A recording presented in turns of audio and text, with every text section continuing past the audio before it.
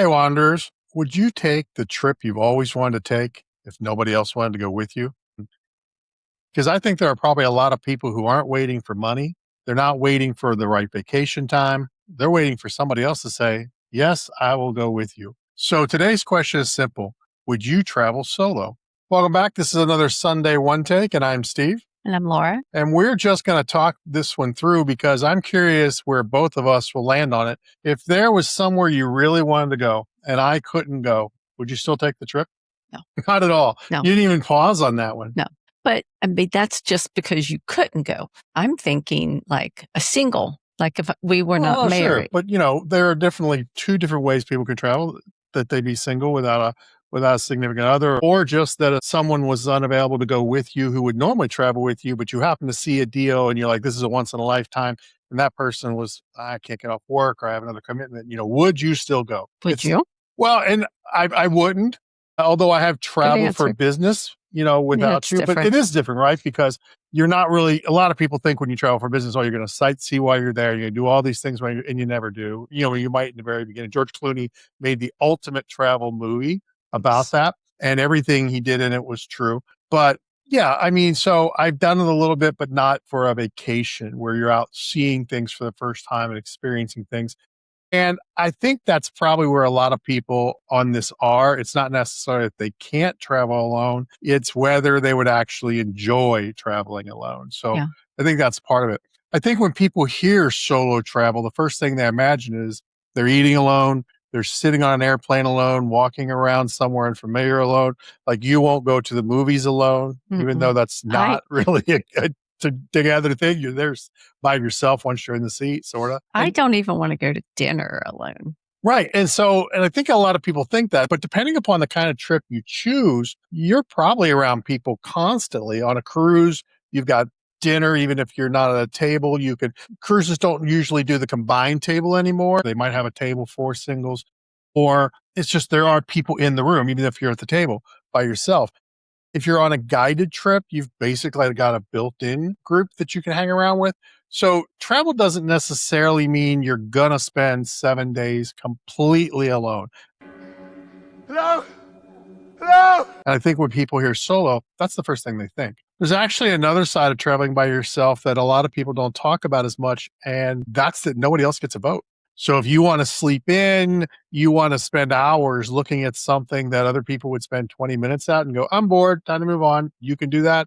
If you want to go and skip an excursion and stay at the pool, nobody cares. It's all about me. No, nobody is going to, say to you, well, what does everybody else want to do today? And then that's what I'll do. We've been a part of large groups, and we sort of have a rule that sometimes we'll go with them and sometimes we'll go off on our own. And I think that when you're in a group or not in a group, having that flexibility is really great. So I think that's actually a part of solo travel that could be kind of cool, that you don't have to check in with anybody else. It's not like you're driving somewhere by yourself. You're seeing it by yourself. You're staying in the hotel by yourself and maybe eating in the hotel restaurant. Hotel restaurants can very often just be one person or two people, not as busy as a cruise ship or an all-inclusive restaurant would be. So I think there's a big difference in the type of travel you take. When I think of solo cruise, I think of the Love Boat.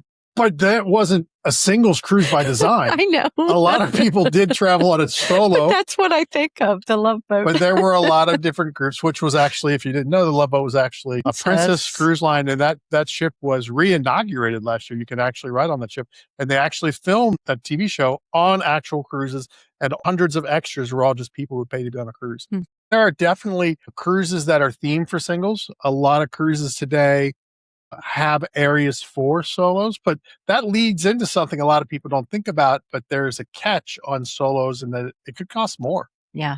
Cruise lines in particular are the ones I don't understand why, but I know it's true. The reason they do it on a cruise line, it's a limited amount of occupancy, and they're counting on the income by bed, by person.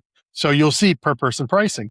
A lot of people, they may see an advertised price and it's $2,000 for the cruise, and you can't go, oh, well, that's just $1,000 for me, because it's not going to be. And in fact, depending upon the cruise line, it could be more than the $2,000, because they want to make up at least some or all of that income they were expecting for that cabin from the one person. Now, is it a penalty on solos? Absolutely.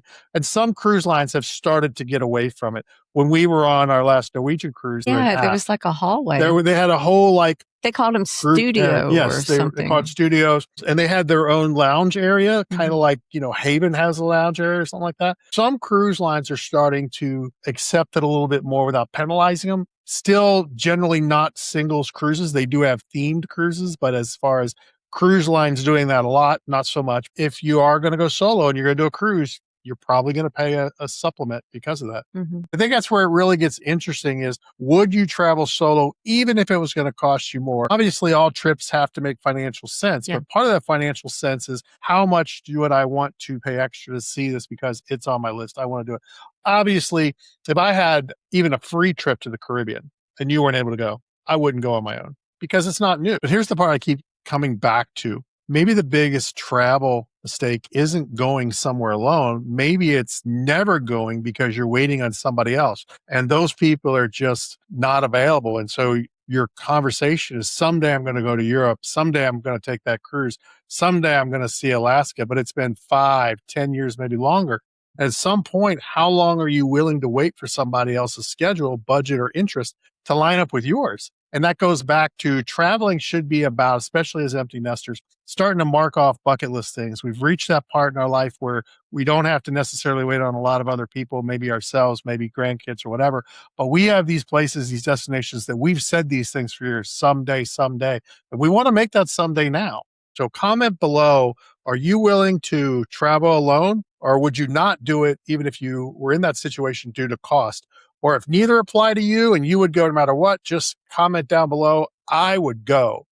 Because I'm just curious to see how many people watching this really are already comfortable with traveling by themselves. And if you've ever thought about what it would take to take your first solo trip, you wouldn't want to make it a big one. You'd want to make it something smaller so you understood all the ins and outs, maybe a short cruise where it's contained. But let us know what that would look like for you. Stay wonder worthy, and we'll see you next Sunday.